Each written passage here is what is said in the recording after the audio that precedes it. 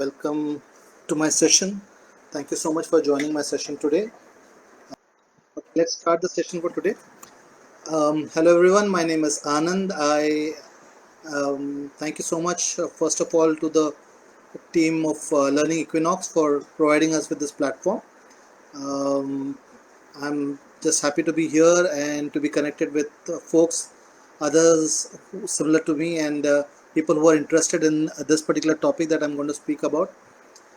Today I'm going to talk about talent management, a topic which has been very close to my heart and a subject to which I have been close to for quite a long time. I've been in this industry for almost 15 plus years, and a large share of my time has been with, working with folks wherein we have executed processes as far as talent management is concerned. Now, this is something which is a little bit of a different topic while we are talking. Uh, Talent management primarily means what? I mean, when we talk about talent management, what do we mean? We are talking about managing talent. Talent is what? Talent is primarily people. Talent management has always been part of human resource management. Any and every organization back then, I mean, way back then in the times when we were kids, it used to be known as personal management. Over the period of time, over the years, it has slowly changed, things have progressed, it has been better understood, it has undergone several changes, transformations, and today we all know it as human resource management. Now, human resource management by itself has multiple um, topics, groups, subgroups, individual identities. Largely, if I would split it, it would be general HR, talent acquisition, and talent management. Though talent management is actually a major portion of the human resource management as a function. Today, we will not be looking at the entirety of HRM, but only a specific, um, let's say, a module of human resource management, which we all know as talent management. Uh, what do we mean by talent management? Let us take the example of something like a startup. Every organization, when it starts functioning for the first time, what it needs is someone who is a manager and folks to work under them. Right now, when we talk about folks who work under them, we need the right people to work under these folks, because there is an organizational goal which has to be achieved, something which has to be delivered, and a client who has to be kept happy. Your client is happy, money rolls in, the organization as well, and we go on and so forth and so forth. Now, while we do this, how do we achieve this kind of a moment? The whole idea of running an organization is primarily delivering what the client needs, take the payment back into the organization, and roll it back again. So that's how it works. So to ensure this process works well, there are 7 components of talent management which have to be kept into mind. One, strategic employee planning. When we talk about strategic employee planning, what is it that we are actually looking at? We are looking at developing the organizational goals, and a proper strategic plan is the first step to doing this. How do we achieve these goals? First of all, we need to identify what are the key roles for the organization. Key roles in the sense, the ones which are going to be um, responsible in ensuring the health and the life of the organization by itself. Now, key roles means key people. Now, you need to know exactly what kind of a person do I need over there. Do I need a manager? Do I need a senior manager? Do I need a super senior manager kind of a person? What kind of skills should he have? Should he be capable of doing this, or should he be capable of doing that? What are the skills that he must carry with himself? What are the skills that he must learn over the period of time? What kind of options or situations he might have to face in that kind of role? All these things go together into your strategic plan, basis which you decide, you identify the key roles and the key people who are supposed to be in these roles to ensure the health and the stability of the organization, which is primarily known as strategic employee planning. That is our first goal. Assuming there are only founders of the company and we are looking at a startup here, and obviously the first role is, after we have identified whom we need, how many we need, when we need, okay, whom, which which are the kind of people that we need in the organization. It could be a fresher, it could be a software engineer, it could be a project manager. You would need somebody in the accounts department, somebody who would be doing the payroll for these folks. You might need somebody else in the accounts department who will be doing the billing for the clients. You would be needing somebody in the quality department who would overlook the functions of the quality functions of both the software folks and the processes that is there within the organization. You're talking about HR, you're talking about talent acquisition. All these roles have to be defined. Once they are defined, the talent acquisition team will come into the picture where they start hiring these people into the organization. So bringing new talent into the organization is very important, and while you do so, you have to understand what kind of talent you're bringing in, because they will also be deciding what is going to be the culture of the organization. Right now we're talking about a startup organization, so we are believing there may be some culture which the founders already have in mind, the kind of the way the organization should function, the kind of openness the organization will have, how people will bond with each other, how they should be open with each other. That kind of a culture would might already be there. Additionally, these new folks joining the organization will be also adding on to the culture, making it a better place, improving the functions, improving the culture, improving the way the organization works. So hiring has to be done in a proper cost effective manner, while we remember what is it that we are actually requiring for the health of the organization. That's where talent acquisition comes into picture. While we talk about talent acquisition, there is another function of the talent management team which also says retention. Sometime down the line, people decide that, okay, this is it, maybe I really need a change now, and I have to look out for a position elsewhere. Maybe I will start looking out here, say Google, maybe Microsoft, maybe I want to join this company, that company, which is where the talent managers come in the picture. We actually understand what is it that is bothering the employee. Is there something that can be offered? Is there something that can be made better for him? Maybe he is not happy with certain things that he wanted to do.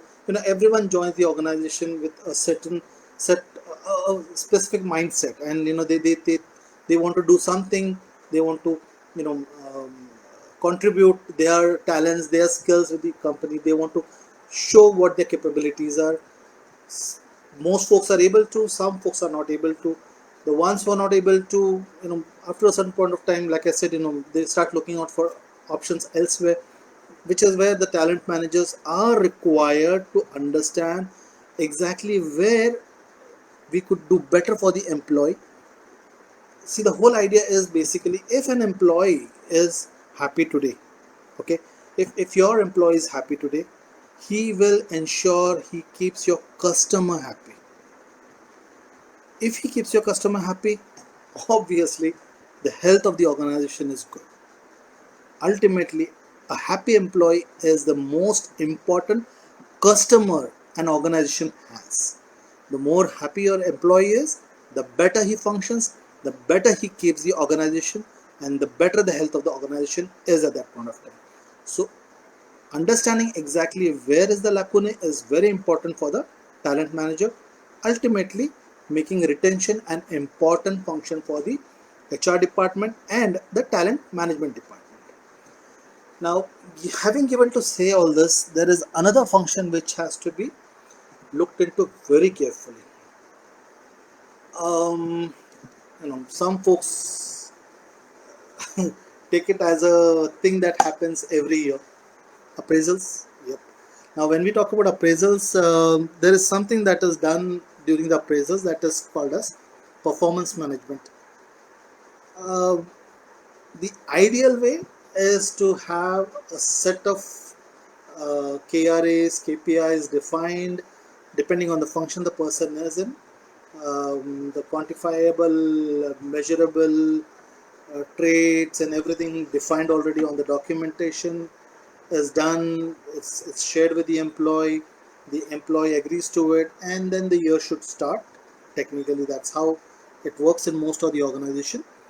Once that is done, end of the year, both the boss and the employee meet together at a decided, agreed upon date and time. They discuss what was agreed upon, what was delivered, and what was not. Now, let us look at an example where we are talking about an employee who has done marvelously well, someone who's really outshone every function that was assigned to him, every task that was assigned to him, every goal that was assigned to him, and apparently he did, let's say, 35 or 40% better than the rest of the folks, and he did much more than was expected from him, which is ideally what the whole idea is. Now, when you talk about performance management, the KRA or the KPI that is set for an employee is the expectation of the organization from the employee, which means the organization says, this is what I expect you to do with my organization when you're working as an employee with my organization. That's the manager's expectation. Doing something better than that is what gets you a better appraisal. Now, while we talk about this, uh, this also further involves something called as an R&R. Performance management is something which is very significant, and that goes along with R&R, rewards and recognitions. Most of you guys know, people in the software industry primarily understand this function. When we talk about R&R, R&R can be delivered in two different ways. One, we all know, monetary benefits, hikes, appraisal done well, so obviously salary goes up, promotions are due. Let's look at this point that we are also talking about a startup organization where all these functions are happening right now. So if I'm talking about a startup organization, within a startup organization, I mean, would a promotion really matter? I mean, with a startup organization where there are extremely few number of employees, people who are working really hard to ensure that the organization grows in multiple folds and becomes a large one in eventual period of time. Now, when this is happening, R&R over here would not mean only monetary benefits. It would also mean better responsibilities, effective, should I say, better team, larger team size, more exposure to the clients, more exposure to the business as such. These things are also accountable as far as your R&R is concerned. It's not about money all the time, my friends. Sometimes it's also about what you can deliver better to the company. Trust me, there are enough folks out there who can really slog. Someone who have the energy of a, like I always say, the energizer bunny. You've seen those ads where this bunny keeps running all the time. There are folks who are really energizer bunnies. They really have that kind of energy. And whatever amount of KRA, KPIs you might set for these folks are really people who can push the envelope beyond the edges. Now, these are the kind of folks who can become the right models for the role models for the company. Now, as far as performance management goes, let's look at the next topic. Uh, Now, while all these things happen, eventually technology grows, right? I mean, semantics matter. Now, when you talk about, you know, when technology as such was there, you start working on a technology, you're delivering, let's say, a particular top, developing a software and you're delivering to your client, and tomorrow your client comes back and says, you know what, we've been working on this project for so long, and you've delivered components and bits and pieces of the software to me, and now you're working on some enhancements, you're making it a better software now. It is good, but I realized another friend of mine who also owns a similar company, he has a similar kind of software, and their software was developed in so and so technology. I understand that is the latest. Can we also approach the same technology, try and see if we can migrate our existing solution into that particular software, into that particular technology? Is that possible? We say yes. Though we say yes, are we prepared? Are we prepared in that particular technology? Which means learning is a very important function for every employee. We have to stay updated with the current trends, with the current technology, with the current business activities, everything that happens around us at the current trend. That will ensure the health of the organization. Health of the organization comes from the health of the employee. If the employee is happy, organization stays happy. Employees can stay happy only if they are updated, only if they are able to answer a client properly and ensure the client stays happy. Now with that, I would openly say here that learning is the acquisition of every bit of information that is available to you, as many as new skills that is possible to be added, which in turn will yield more knowledge and experience for the employee here. Um, I think I cannot explain more over here. Maybe there is much more, but let's look at the next topic too. Compensation, a favorite topic for everybody, I suppose. Now, when we talk about compensation, um, it's important for the organization, the talent management team to understand the expectation of the employee or the potential employee, to understand exactly what is he expecting. Like I was mentioning earlier, RNR necessarily does not have to be money. Every employee who is joining an organization is not joining for money. Please, we have to remember this part. There are, see, money plays an important role. I mean, money is the first thing that matters, right? When you're joining an organization, that's the first topic you will ask, right? Today I'm making X. Can I get X plus 30% hike? That's going to be there. 30% hike, 40% hike, 50% hike. Depends on what skill you have, what capabilities you have, what you can deliver. Your confidence demands the hike in the raise in the hike also. Now, while we do all this, we have to also remember there are employees who are also coming to join a new organization because he wants to be able to deliver more. He or she is capable of delivering more to an organization, which is what they're looking for.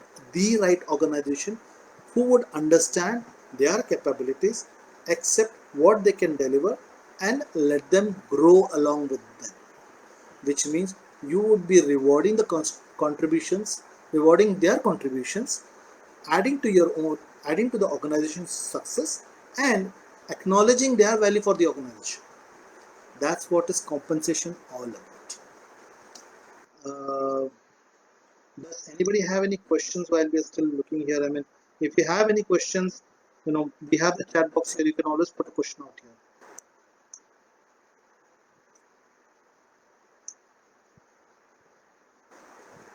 Okay, I am assuming that everybody is able to understand what I'm saying. But if you have any questions, please by all means put post out here. We can all I can if you have any questions, we can ask over here itself.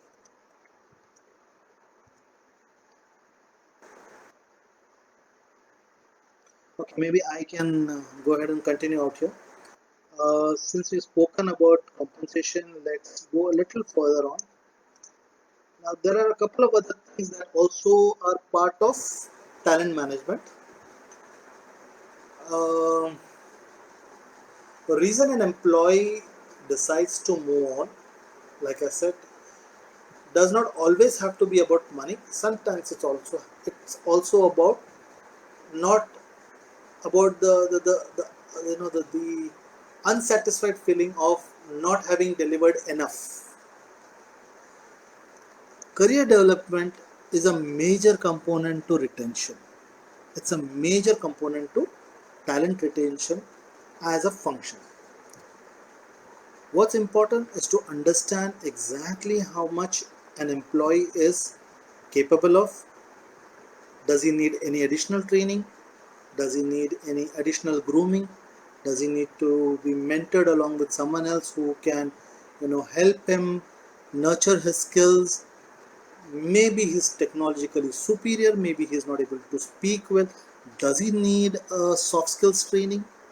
Maybe he understands, um, let's say, .NET, but maybe he wants to be trained better on the framework, maybe MVC, maybe something else. Understanding what is required for the employee comes from talking to the employee. Once in a while, talent management teams do that. They need to talk to the employee, understand if everything is well, understand if he is comfortable, she is comfortable. If he or she is not comfortable, what can be done to ensure that more comfort can be delivered to him. Like I always say, the happy the employee, he keeps your customers happy. He keeps your customers happy, the organization stays happy. The health of the organization will improve, revenue will flow in, cycle goes back again, you can keep your employee happy. That's how career development can start for an employee. The topic by itself is quite huge. It's part of the learning and development team, but it's also equally a major component to the retention part of the HR department. Um while all of this happens, eventually people have to grow. People grow. While people grow, talent managers are required to keep an eye for sharp employees, for the capabilities of the employees, to understand how they can be better utilized for the organization, how an employee can grow and better utilize his own skills for his own growth and ultimately for the growth of the organization. Now, while all of this is happening, the top management usually confers very closely with the talent management team. They discuss the key roles, they discuss who's important, why is he or she important in that particular role, what kind of person can be brought in into that role, which are the key roles, which are the critical roles, who can be put over there, currently who's sitting in those roles, are those folks the right people in those roles, do they continue in the same roles, do they be are they are they supposed to be elevated, should they be replaced, should somebody else be brought into those positions, is there a backup for the current person? All those things are all part of succession planning, which is again a major component of talent management. If you have a successful staffing plan in place, all these components that we just spoke about are all part and parcel of those roles.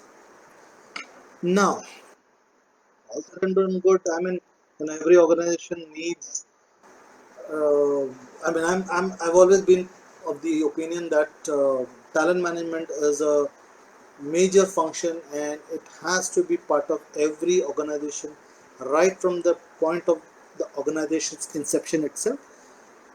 A proper staffing plan, a proper talent management team, uh, all of these things, if they are there from the very beginning, it will ensure that the company becomes huge in no time. While we do all these things, we also have to remember everything that we do in life has its own pros and cons. Cons, yes, talent management also has its own challenges. Yes, of course. I mean, it's not a perfect system, right? It has its own issues. It is people dependent. It is process dependent. Somewhere something can always go wrong. The first thing that we will be looking at here is poor hiring strategies. See, how do you start? You understand what is it that is exactly required to fulfill a position, skills, kind of person, the timing in which the employee is going to work, location, all these things have to be taken into consideration. There are more, experiences, what kind of budgets the company has for that particular position. All these things have to be taken into consideration. While all of this is done, interviews start happening, people get hired. Let's say I need someone who is supposed to be a senior manager in that position, and I speak to someone who is super brilliant, and he talks to me, he convinces me, and I look at his resume and I understand he's got 4 5 years of experience. And then I think, this guy's good, he's really spoken to me very well, and maybe he might do good as a senior manager. So he's already a manager in this organization right now, so he might do good as a senior manager here. I'm in a large organization, I'm bringing in someone from a much smaller organization. Though he's a manager out there, is he really doing all that is required for a manager? Does he really have the right skills as a manager? And if I'm planning in bringing him as a senior manager, that is the first step of my wrong staff planning. If I need someone with a strong expertise, strong experience, I need to be able to judge and understand whom am I hiring over in that position. If that's not done well, that is the first step that is going to start crumbling all the way up. Poor hiring strategies. Plan well, hire the right people. Um, what else? What else? Now, other challenges could be inexperience of technology. We just spoke, about being updated with the latest technology, latest activities, latest trends that is happening.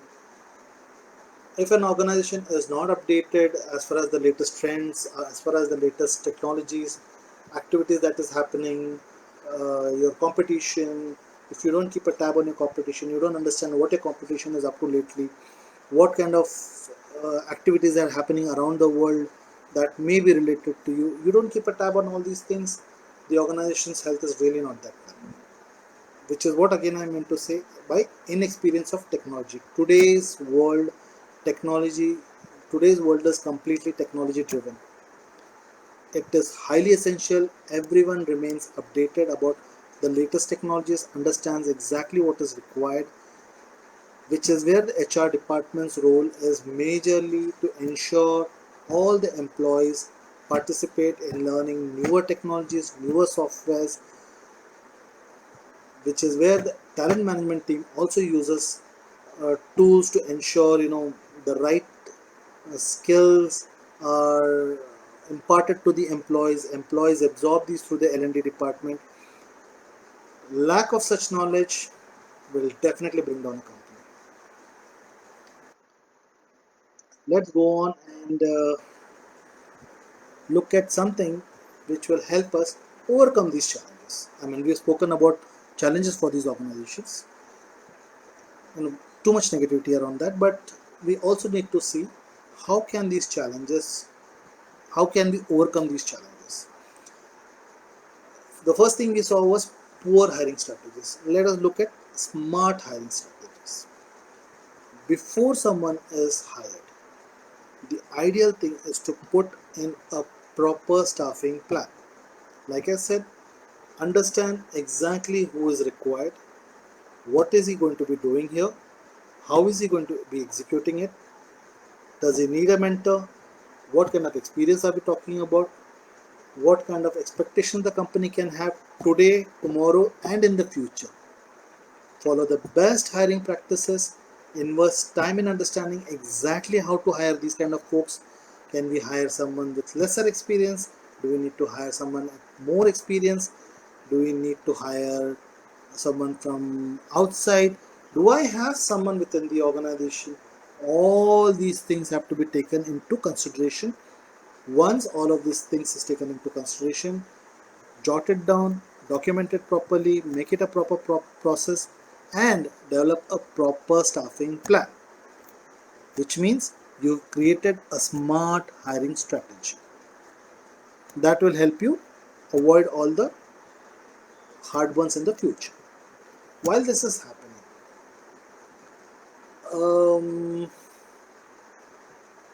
we also have to look at folks to develop leadership qualities. Now, like I was saying,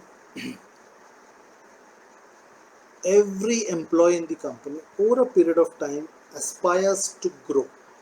They would like to go to the next position, maybe lead a team, maybe lead a team larger than the current team that he has, maybe go into a business facing role, maybe do something a little different, but again into leadership wherein he is able to better utilize his skills, contribute more to the organization's health and welfare. These things also can be developed well if this talent management team keeps a proper eye on these things. A company with good leaders will help recruit the right people for the company. Company with good leaders will ensure that the existing employees grow well, help achieve everything possible for the company, ensure that the health of the organization is in good books. Now, while we do all this, we also spoke about not being updated with technology. It's not just the employees, even the recruitment team, even the talent management team, they must be well aware of what kind of technologies are existing outside, what can be attributed to the company, what kind of employees will bring strength to the organization, what kind of technologies will help improve the health of the company, accelerate the revenue flow of the organization. Um, well, I think we've spoken about what talent management is. We've spoken about the challenges of the talent management. We've spoken about what can be done to ensure that we overcome these challenges. But while we are coming to a conclusion of the topic here, there is something very important that has to be kept into mind here. Uh, Talent management is not just one team's work. The whole process of talent management depends on the entire workforce of the organization. Anyone who has even one single person reporting into him, one person, two, three, 100 folks reporting into him, her, it doesn't matter. Everyone who is managing a team, including even one person, is managing talent, invariably is also a talent manager. Again, I repeat, the whole process of talent management completely depends on the entire workforce and not just with the talent management team. Each employee plays their own specific role in the talent management.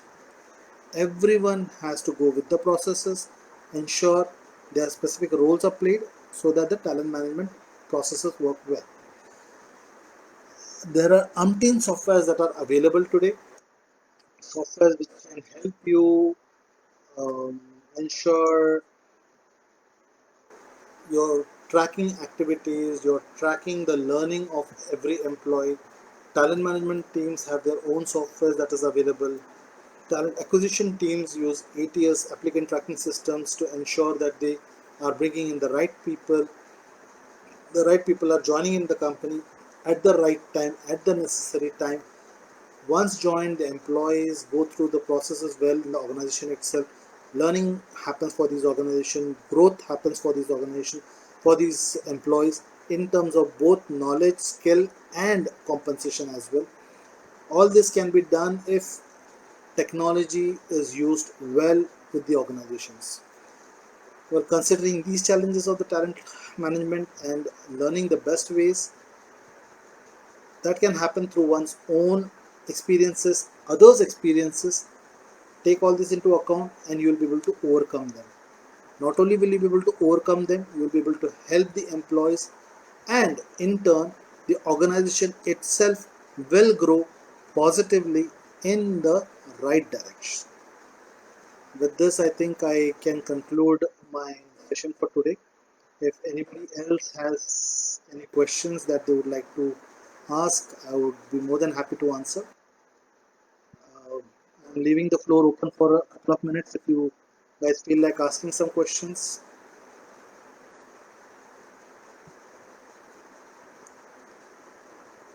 How to retain talent in a competitive market? This is really important. This was a very important question. I mean, this is something that is very important in today's time.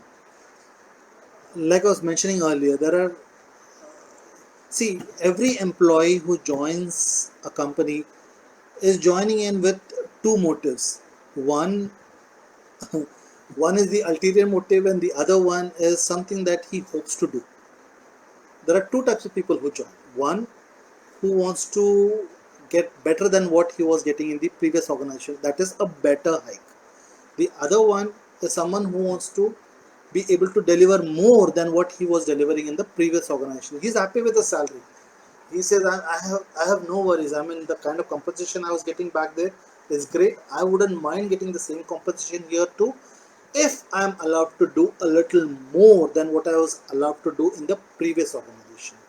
Now, that is something that needs to be captured. That is something that you need to understand, that the employee needs growth. Folks who don't grow are going to be, should I say, depressed. They're going to be disturbed. They are the ones who will first leave you, because they have realized that there is no scope for growth in the organization, which means there is no scope for himself. And if he is not growing, he is obviously not going to be happy, and obviously he is not going to let the organization grow also. Ideally, please understand, these are the kind of folks who will make sure the company grows in leaps and bounds. Groom them well, train them well, ensure their R&R is done well, not in terms of money, my friends. Again, I'm saying this, people who want to deliver more than they have delivered, there are enough folks. Please recognize these folks in your organization. These folks need better R&R than just money. They are talking about better responsibilities, they are talking about better exposure.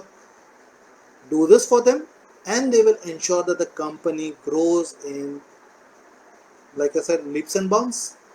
You will really feel, you will really understand, these are the folks who need to be in the forefront to push the organization into a complete running style.